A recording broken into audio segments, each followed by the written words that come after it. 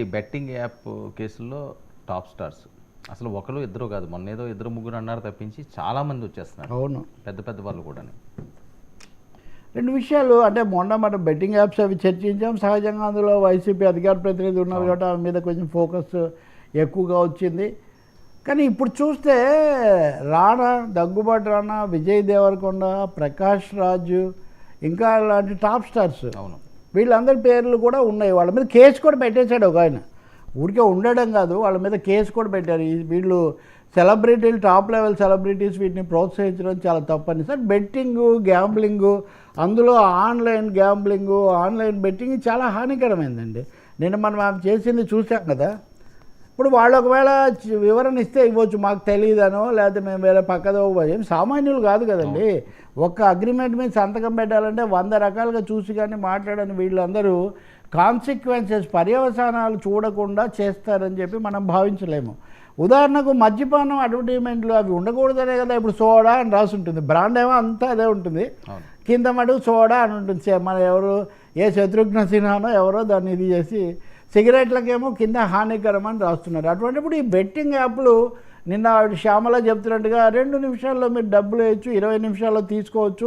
20 నిమిషాల తర్వాత తీసుకునేది ఏమి ఉండదు, మళ్ళీ వేయడము, మళ్ళీ మొత్తం శవర కళ్యాణం తప్పితే అక్కడ ఏమీ మిగిలేదేమీ ఉండదు. అదే కదా బెట్టింగ్ యాప్లు ఉండడానికి, మనకి ఇవ్వడానికి పెడుతున్నాడు. వాడు ఇంత పబ్లిసిటీ చేసి మరి మనల్ని ఏదో కోటీశ్వరులు చేయడానికి బెట్టింగ్ యాప్లు నిర్వహిస్తున్నారు అనుకుంటే అంతకంటే మూర్ఖత్వం ఉంటుంది. ఈ విషయం తెలుసుకోవడానికి పెద్ద పరిజ్ఞానం ఏమీ అవసరం లేదు. ఎవరైనా ప్రచారం అదే పనిగా చేస్తున్నారు, కోట్లు ఖర్చు పెట్టి, అంటే వాడికి చాలా లాభం జరుగుతుందని. కాబట్టి ఇప్పుడు మరి వాళ్ళందరూ ఏం వివరణిస్తారు? ఇప్పటికీ విష్ణుప్రియను బెట్టి, ఆ తేజ అనే ఆయన మటుకు పోలీసులు విచారించారు, మిగిలిన వాళ్ళని కూడా వరుసగా విచారిస్తున్నారు.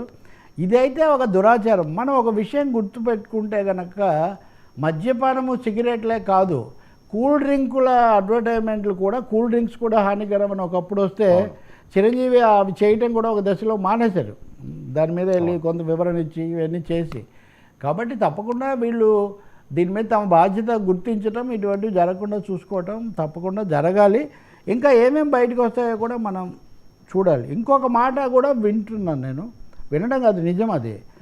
వీళ్ళకి శిక్షలు వేయడం, వీళ్ళ మీద కేసులు వేయడం కాదు, అసలు బెట్టింగ్ యాప్ నిర్వాహకులు ఎవరు? వీటిని వ్యవస్థను నిర్మూలించడానికి ప్రభుత్వాలు ఎందుకు ప్రయత్నం చేయవు?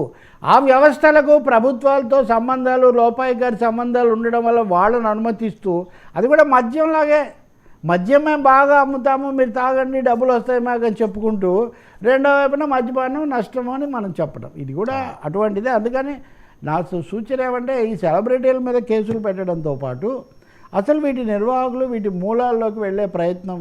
మీరు పెగాసిస్టులు వాడి జర్నలిస్టుల మీద నిఘా వేస్తున్నారు, వీళ్ళ మీద ఎందుకు నిఘా వేయరండి? చాలా దిగ్భ్రాంతికరమైన విషయం ఇది సార్. బీఆర్ఎస్ గర్వాప్సి